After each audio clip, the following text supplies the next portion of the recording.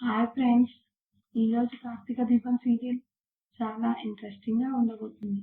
కార్తీక్ పారిజాతం దగ్గరికి వెళ్ళి నీ కొడుకు ఎక్కడున్నాడో తెలుసుకోవాలనంటే నువ్వు జ్యోత్స్నతో పోలీస్ స్టేషన్లో కంప్లైంట్ ఇవ్వడానికి రమ్మని అడుగు అని అంటాడు. అప్పుడు పారిజాతం జ్యోత్స్న దగ్గరికి వెళ్ళి మనం దాసి గురించి తెలుసుకోవాలంటే పోలీస్ స్టేషన్లో కంప్లైంట్ ఇవ్వాలి, రమ్మని అడుగుతుంది. అప్పుడు జ్యోత్స్న, నేనెందుకు రావాలి, నేను కష్టంలో ఉన్నప్పుడు నన్ను పట్టించుకున్నాడా అని అంటుంది. పారిజాతం ఇదే విషయాన్ని కార్తీక్తో చెప్తుంది.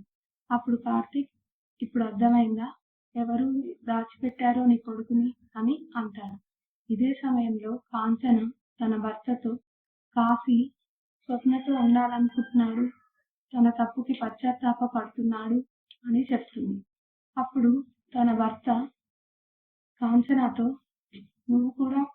నేను కూడా పశ్చాత్తాప పడుతున్నాను, నువ్వు కూడా నాతో కలిసి ఉండాలని కోరుకుంటాను.